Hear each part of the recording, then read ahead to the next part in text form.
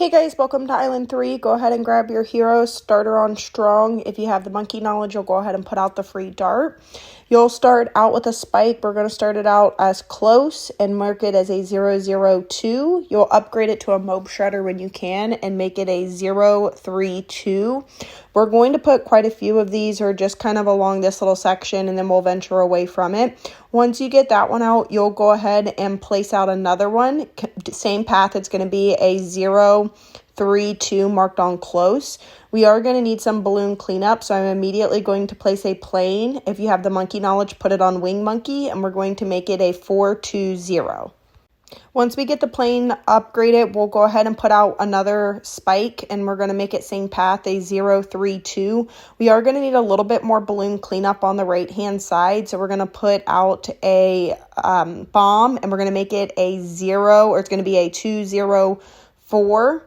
And that's strictly just to kind of help with the balloons coming on the other side, since there's two different entrances and exits. We'll go ahead and place out one more spike. It's going to be the same path. It's going to be a 032. This is kind of our main defense for the boss until we can kind of start generating additional income.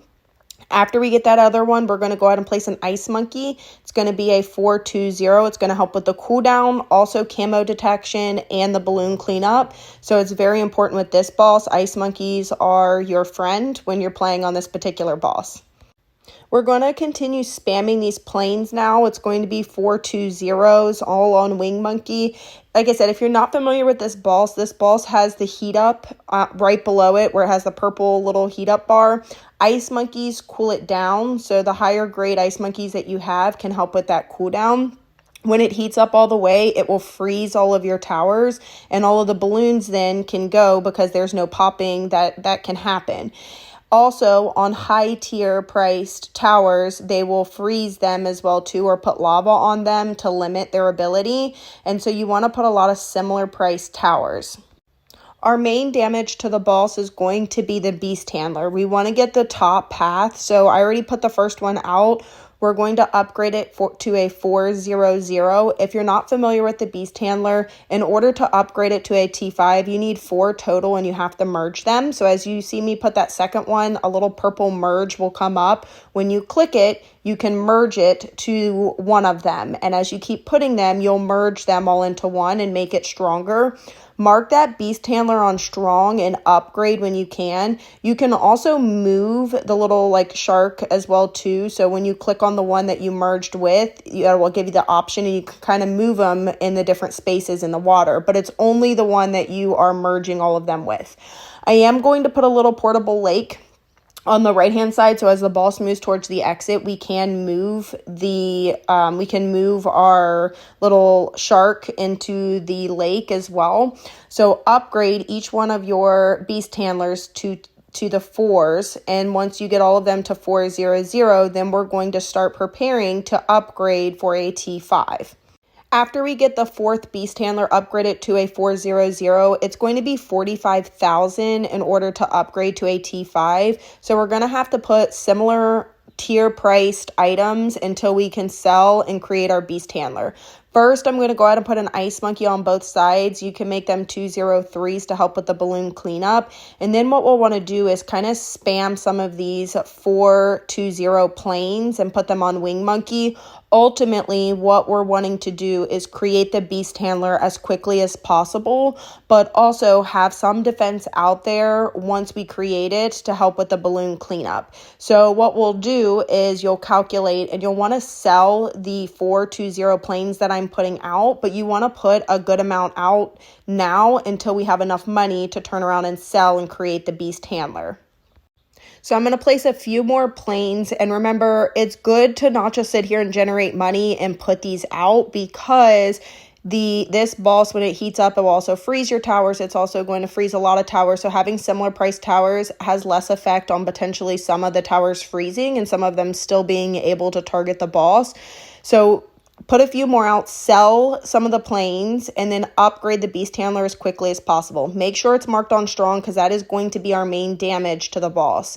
You can move that to where as the boss moves and then move it to the lake. I highly suggest after you finish upgrading this, upgrade your ice monkey on the left-hand side to a T5, to a 205. You're going to need it for the black mobs. You're going to need it for the balloon cleanup. If not, you're going to have some balloon leaks and the boss is going to push forward, or at least make sure that you have a good tower on the left-hand side that's going to help slow down the balloons until you can turn around and start creating additional towers. Because once it freezes, at least it can slow it down until the rest of your towers unfreeze from the boss, and then you can continue placing additional things.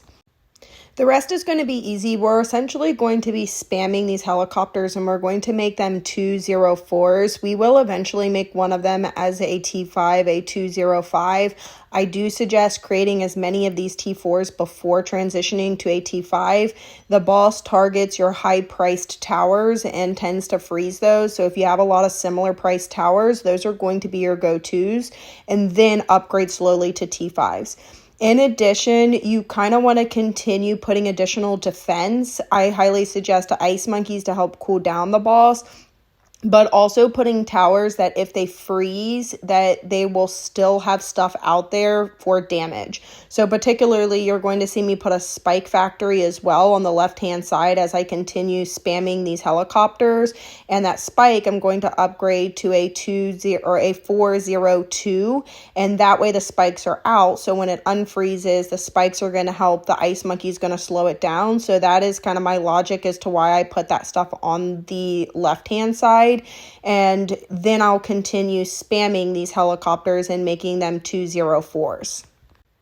I'm going to continue spamming these helicopters, making them 204s. You can then grab any one of them after you get a good portion of them out and then upgrade whichever one you want to a T5. You can make it a 205. Also, while you're doing this, make sure you grab your beast handler and you move it within range of the boss. Remember, if you click the one that is the T5, you can hit the little thing on it, and then you can grab it and move it. You can then move it to the lake so it hits the back end of the map, and then that way it continues on the damage, because that's going to be our main damage to the boss. This is going to get you 88. It's a solid score. It's not going to be the best score. If you want to continue microing hard, you could probably continue on with the mob shredder strategy on the left-hand side.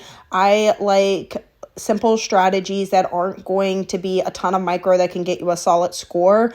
You can spam different things. You don't have to spam these particular helicopters. The great thing with these is if you continue to spam these, even when the towers freeze, they are right within range of the boss and they continue to hit the boss while it's frozen. So it is a great strategy. I highly suggest using the beast handler like I did. It is very effective for this particular one.